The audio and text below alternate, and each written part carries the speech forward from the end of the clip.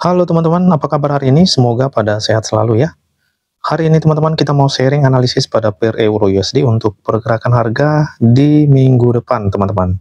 Untuk itu langsung aja kita bahas, kita mulai dari time frame weekly. Pola candlestick dalam satu minggu ini dia menghasilkan candlestick bullish engulfing ya, dan dia menutup candlestick bearish sebelumnya teman-teman ya. Nah ini sudah ada signal akan terjadinya kenaikan kembali. Jadi retestnya itu sampai pada zone ini.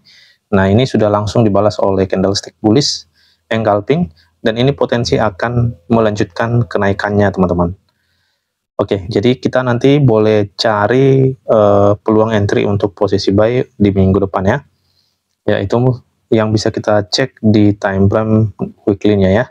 Terlebih juga sudah kita lihat ya bahwa tren memang sedang naik, di mana ada resistensi ini yang sudah break, dan penurunan ini hanya retest ya untuk mencari order block yang lebih kuat di bawah ini ataupun SNR baik SND juga teman-teman. Oke, jadi untuk minggu depan potensi harga akan melanjutkan kenaikannya dengan adanya bullish engulfing dalam satu minggu ini. Kita turun time frame ke daily. Untuk di time frame daily, nah kita perhatikan untuk harga ini memang belum nge-close area resisten ya, dimana di sini ada resisten area yang belum di body break. Ya, tapi kalau kita lihat sekilas ya, dimana harga sudah rejection ya, ini ya, ini bagian dari resisten, dia rejection, responnya tidak sanggup membuat bearish engulfing teman-teman. Nah, langsung dibalas lagi di hari Jumat itu candlestick bullish engulfing. Langsung kita cek apakah ini sudah body break. Ya, jadi kalau kita lihat teman-teman pola candlestick hari Jumat lalu, di mana dia sudah berhasil close body high candlestick bullish ini. Ya, jadi fix ini harga akan melanjutkan kenaikannya teman-teman. Maksimal yang perlu kita pantau sejauh ini ya, ini maksimalnya, sebenarnya ini terlalu jauh juga. Paling nanti kita cek sekitaran zone ini juga, dimana di sini ada imbalance area yang berpotensi akan ditutup ya. Jadi itu nanti boleh kita cek area entry-nya teman-teman. Oke, fokus buy ya di minggu depan. Ya, nextnya kalau kita lihat pada daily ada sisa resisten di atas ini. Nah, tapi menurut saya resisten ini tidak begitu strong, dan kita juga boleh nanti cek ini pada time frame H1-nya atau H4-nya. Oke, ini yang bisa kita cek di time frame daily. Kita turun ke H4. Ya, pada time frame H4 coba kita lihat area yang sudah kita marking tadi, itu pada candlestick ini ya, tapi ini sudah diambil juga ya, sisa di shadow candlestick itu ya. Oke, nextnya kita coba cek teman-teman untuk area ini ya, ini resisten yang kita maksud tadi. Jadi kalau kita perhatikan pada time frame H4 ya, di sini dia sudah kena teman-teman. Jadi penurunan ini itu dari resisten area ini. Nah, sehingga ini potensi teman-teman akan ngebreak ini nanti, karena di sini responnya hanya sampai pada zone ini ya, dia langsung mengalami kenaikan kembali, dan ini sudah tidak fresh ya. Jadi itu potensi banget akan di break untuk minggu depan. Ya, nextnya coba kita cek itu tadi sisa shadow di sini. Di sini kurang bagus semua ya. Ya, paling resisten di atas ini teman-teman yang berpotensi akan dicapai harga di minggu depan ya. Ya, itu masih fresh tapi sisa di shadow candlestick-nya. Nanti coba kita cek lagi pada time frame H1 apakah masih ada area zone di sekitaran ini. Oke. Nextnya teman-teman, kalau kita lihat pada H4 ini batas kita ya untuk minggu depan yang bisa kita pantau. Ya, kalau kita perhatikan di sini ada candlestick bearish ya. Ini rejection dari bawah, rejection dari atas ini teman-teman. Nah, untuk kenaikan ini sampai pada zone ini, nah dia itu kan masih berada dalam candlestick bullish ini.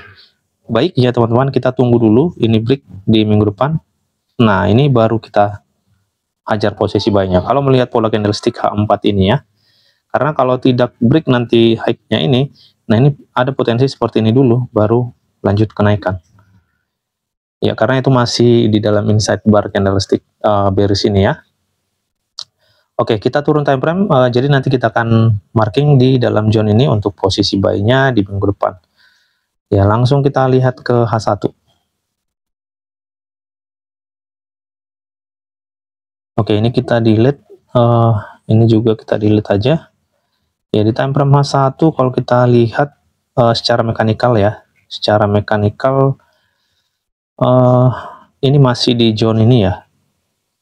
Nah, untuk bosnya masih berada pada zone ini. Oke, jadi harga ini melakukan kenaikan, tapi belum nge-break area high ini. Jadi masuk dengan struktur H1. Oke, jadi masih bias buy ya pada time frame H1 ini. Jadi nanti teman-teman, karena ini areanya cukup tinggi ya, cukup luas, kita nanti boleh cek di time frame 15 saja ya, supaya nanti area kita itu lebih kecil ya. Seperti yang sudah kita maksudkan, kita boleh marking sampai pada zone ini. Ya, jadi kalaupun kita mau siap-siap ya terakhir pada zone area ini teman-teman. Oke, ini pada time frame H1, jadi kita harus masuk ke M15 atau M5 nantinya. Di M15,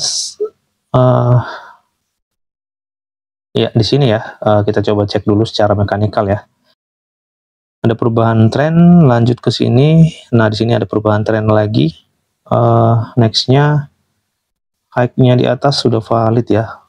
Ya, jadi tepat ya, kalau melalui M15, ya kita sampai pada zone area ini. Ini sebagai low valid. Di sini sebagai change of character. Ya, high valid sudah ketemu ya. Nah, ini candlestick bearish yang kita maksud tadi, teman-teman. Kalau bisa dia break di atas ini ya, itu tadi kita katakan. Dan ini memang sebagai high validnya ya. Nah, kalau kita lihat ke H4, nah itu tadi area candlestick bearish ini, itu yang sudah kita jelaskan tadi ya. Jadi kesimpulannya yang bisa kita tunggu di minggu depan, inilah struktur kita di M15, kita boleh gunakan ini di hari Senin atau Selasanya ya. Nah, ini teman-teman, karena harga sudah berada di atas ini, jadi bagusnya seperti yang sudah kita maksudkan tadi, bearish candlestick pada H4 itu ataupun high valid di M15 ini, kalau bisa ini terlebih dahulu di break dulu teman-teman ya, supaya kita lebih nyaman untuk entry posisi buy. Kenapa demikian? Karena saat ini pergerakannya itu setelah turun dari zone ini, nah itu kan kena pada area zone ini. Mungkin di M5 ada base area di sini ya. Jadi tujuannya adalah untuk jaga-jaga aja, siapa tahu teman-teman area zone ini tidak strong, dia harus turun lagi ke bawah ini. Karena itu bisa aja terjadi pada market ya. Jadi itu yang saya maksud, di atas ini jangan sampai melakukan entry dulu teman-teman. Dia harus break terlebih dahulu supaya kita tahu apakah ini strong atau tidak, karena dia sudah tanggung itu berada di atas ya. Nextnya pada zone area ini.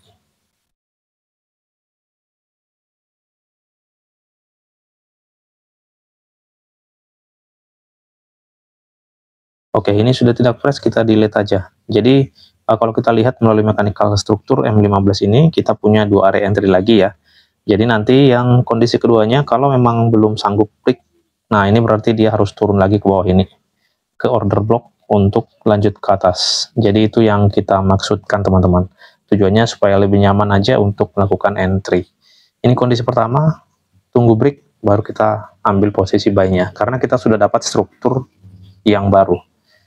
Jadi seperti itu teman-teman yang bisa kita tunggu di minggu depan ya. Oke, saya rasa sudah sangat cukup jelas untuk analisa Euro USD ini. Semoga bermanfaat dan menambah wawasan untuk kita semua.